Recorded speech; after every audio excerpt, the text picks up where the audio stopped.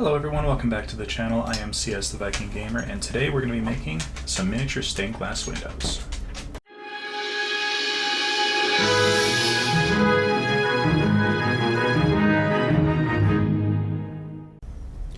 Now, the main item that we're going to be using today is a mesh that you can find in the roofing section of the hardware store.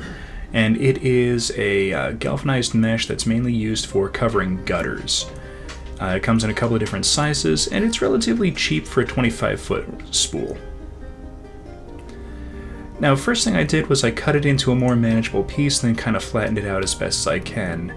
And this is the same stuff that I've used in the past to make some kind of see-through windows where I cut a section of this and use it to kind of cover a panel. Now, in this case, we're going to be making windows that are going to end up being sized a particular way. I had thought to use the larger paddle here that's about 1 inch wide, but decided to make some that are a little bit smaller, just so that I can, in the future, add a frame around them and kind of have them recess into an area, and then I have a template that I can use to cut out the area that it's going to recess into. So we're going to be using a tongue depressor to kind of measure out our rough window shape. Now, one of the first things I'm going to do is kind of give myself a working edge to go off of, so that way each of the pieces that I cut are going to be consistent. Now, the nice thing about this mesh is you can cut it with a lot of different things. You can do it with wire snips, tin snips. You can also use it with a pair of scissors, as long as you don't care if the scissors are going to be used for anything else.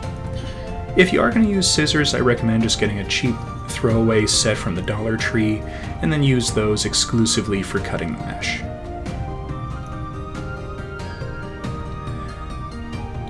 Now, I'm using a pair of metal shears. I think these are tin snips or something like that.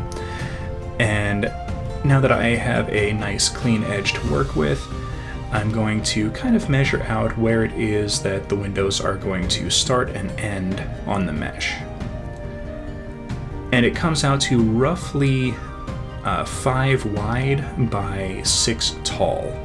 Now, that sounds a little weird as far as the measurement goes, but think of each little empty square on the mesh as a cell, so it's 5 full cells wide and 6 full cells tall.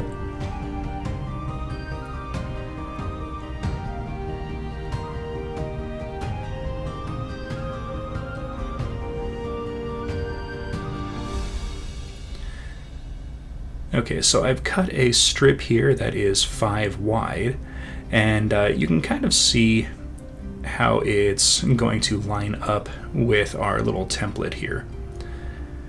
So now I need to trim the bottom to make it kind of standard, so that I can reference it and always have the same bottom and top and sides to the piece every time when I cut one of these out.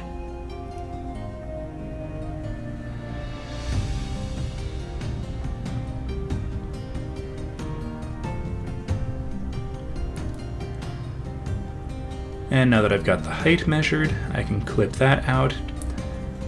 And since I'm planning on making these a little bit like a rounded window, I'm going to clip the corners on the top edges just to give it a little bit more of a rounded shape. And you can see here how everything is mostly going to line up.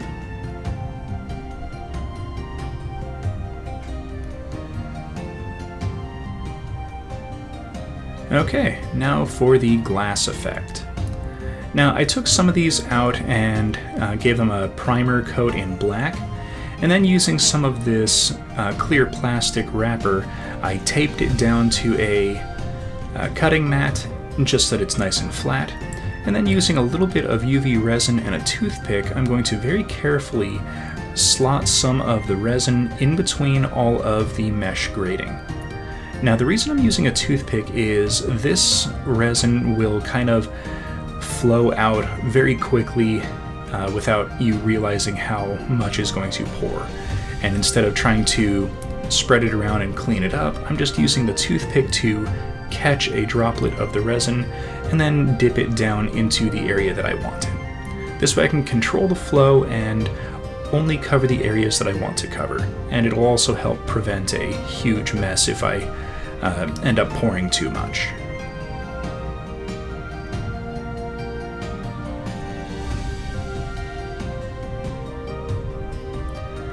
Alright, so now that we have all of our window cells filled, we can go ahead and get this under a UV lamp to cure. And you can see how it already kind of looks a little bit like glass. So I've got this little UV lamp. I think these are for like nails and things like that to be cured. And after about 2 minutes, it's relatively set and ready to be pulled free. Now, I actually recommend going about 4 to 5 minutes with the resin just to make sure that it's fully cured all the way. And then it's just a simple matter of prying it up with the kind of blunt end of something. I recommend a toothpick or some kind of stick. That way you don't damage the plastic and you can just use it over and over again. And there we have it, a very nice glass window. Now you can make huge batches of these and just kind of set them off to the side and have them ready to go and use whenever you want. But let's go ahead and paint up one of them to be a nice stained glass window.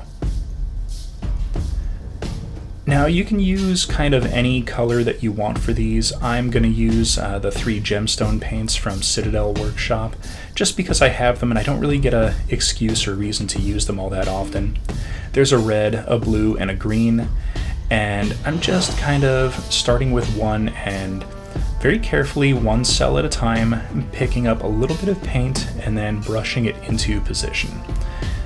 Now you can do kind of some crazy patterns and some little designs with them. I'm just going for a fairly simple pattern, and once I've got one color done, I wash out the brush and then grab the next color and just start applying.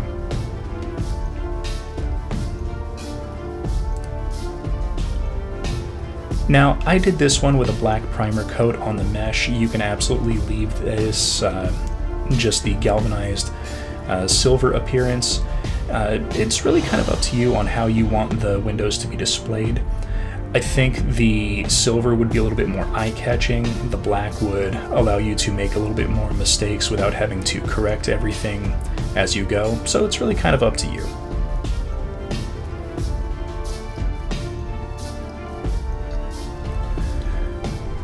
Now, like I said, you can kind of back these out and make as many as you want in a single go. I think I've made about a dozen or so of these at this point, and I've just kind of got them set aside ready to use for various other projects. On Friday, you can expect to see some of these going into the ruined tower that we've been working on. But that's going to be it for today, so thank you everyone for watching. Please hit that like button, subscribe for future content, comment down in the comments section, and we will see everyone next episode.